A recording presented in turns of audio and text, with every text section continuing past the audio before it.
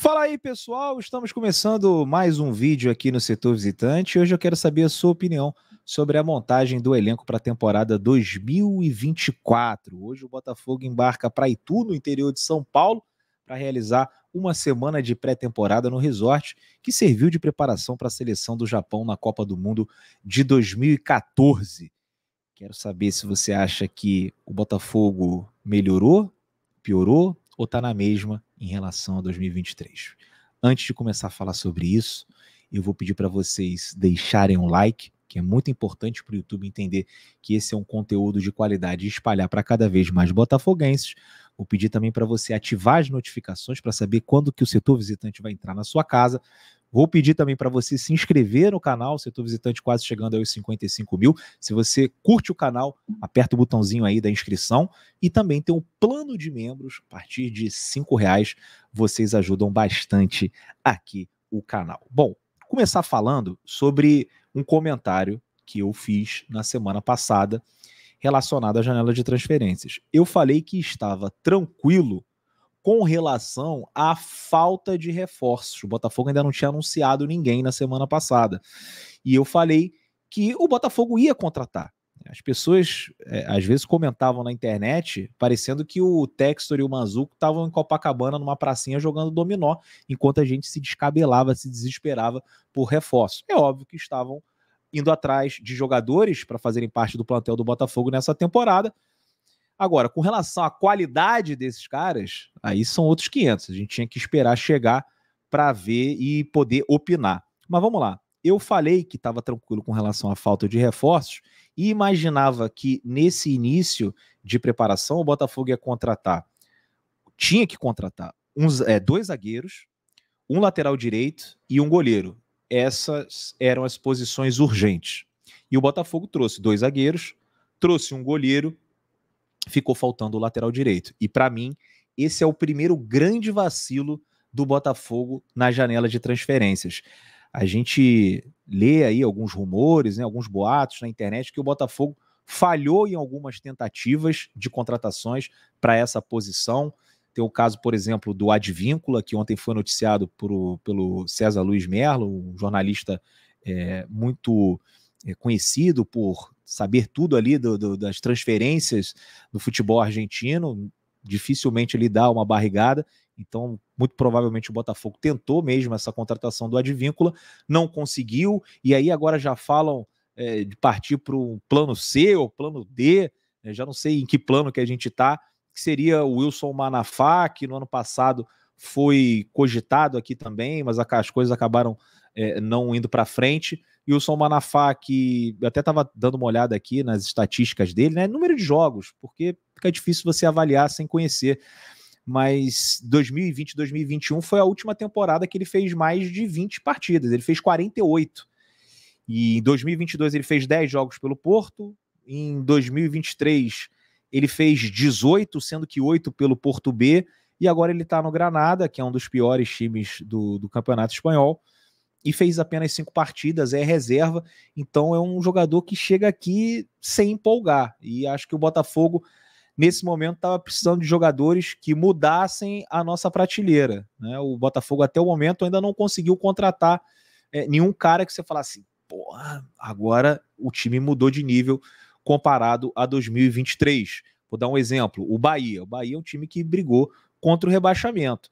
A partir do momento que o Bahia contrata o Everton Ribeiro, não estou dizendo que vai ser campeão, mas você muda o patamar, você muda o seu nível, você já pode começar a pensar em brigar na primeira parte da tabela, ainda mais com as outras contratações que eles fizeram. O Botafogo, até o momento, trouxe uma dupla de zaga que a torcida não conhece muito bem, e também não vou aqui ficar falando mal, exatamente por isso. O Alexander Barbosa, apesar de já ter assistido alguns jogos dele em loco, ele jogou pelo Defensa e Justiça.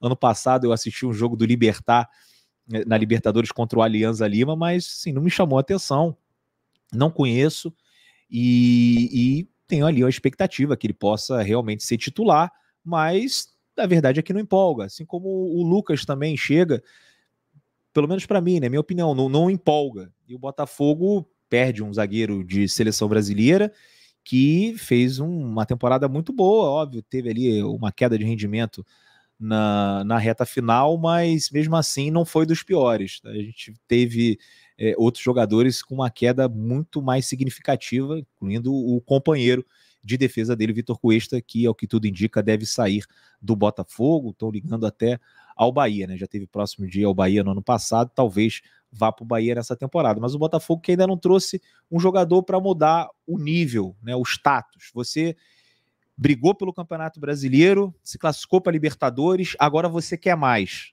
E aí? A gente precisa de alguns jogadores que tenham mais impacto, um maior impacto nesse time. Talvez fosse o Rollaser, que infelizmente acabou optando pelo Benfica. Não sei se o Medina seria esse cara, porque a gente já viu que gastar dinheiro não é sinônimo do cara chegar aqui, botar a bola embaixo do braço e carregar o time. Patrick de Paula, maior contratação da história do Botafogo, antes de se machucar, não tinha empolgado nenhum torcedor. Então, Medina seria uma boa contratação?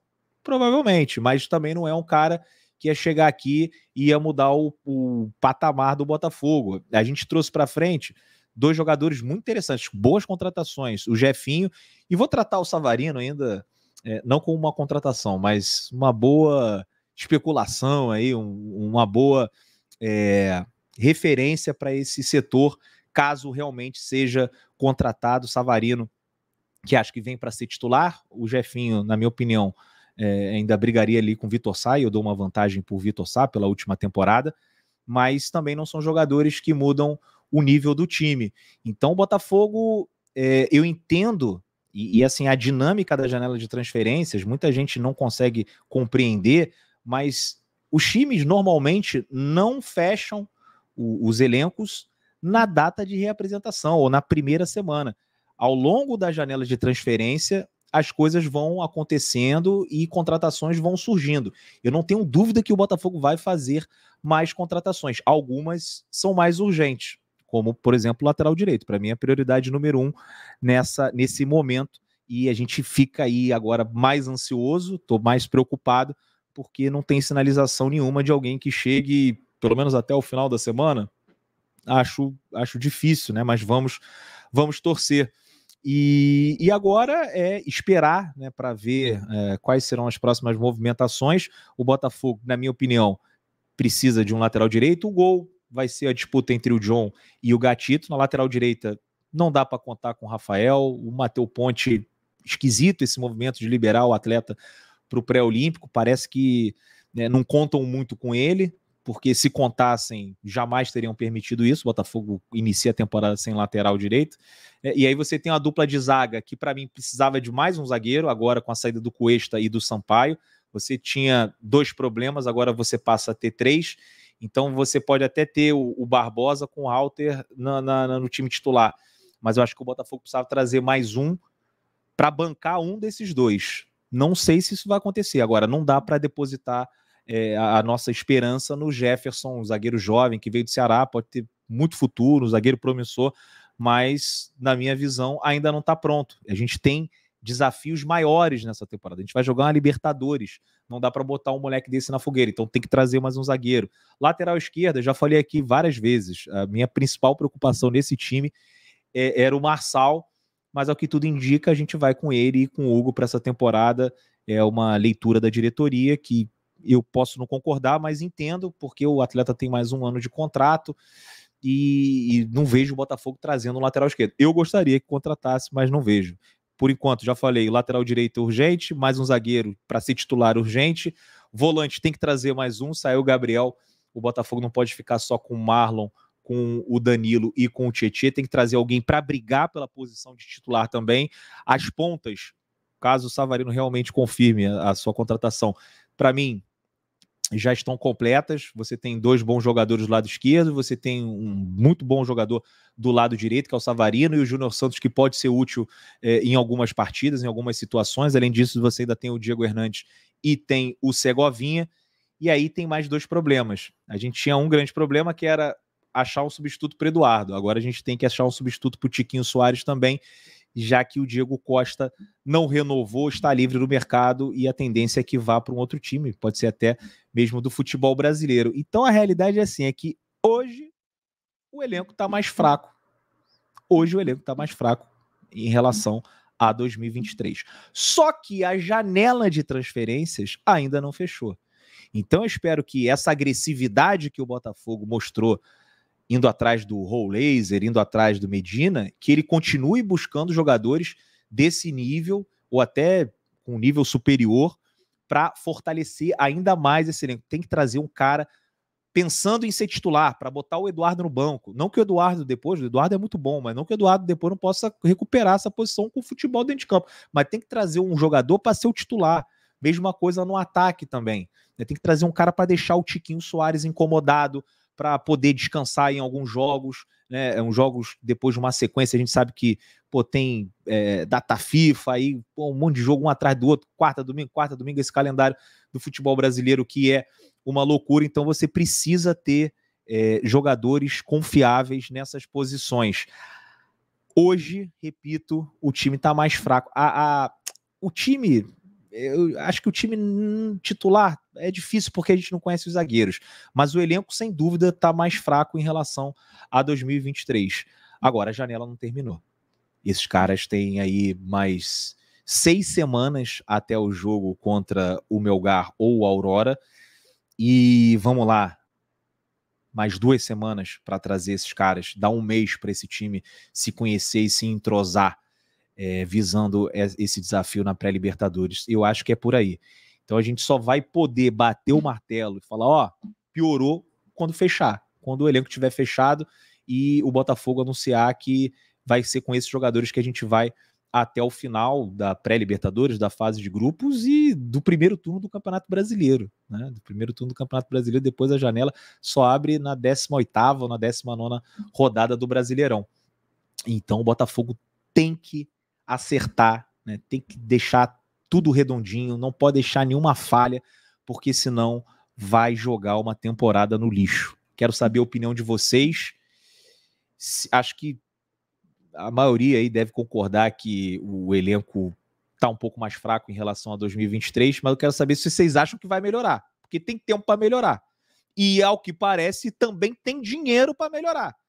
Tem dinheiro para melhorar, porque deram 12 no Rollaser, deram 8 no Medina, fizeram as propostas ali ao mesmo tempo. Então, vai melhorar? Vocês confiam no John Textor, em toda a administração do Botafogo, para formarem um time ainda melhor do que o de 2023? Aí, meu amigo, eu sei que eu não boto a mão no fogo por ninguém. Tenho certeza que o Botafogo vai contratar mais jogadores, pelo menos 5. Né? Pelo menos 5.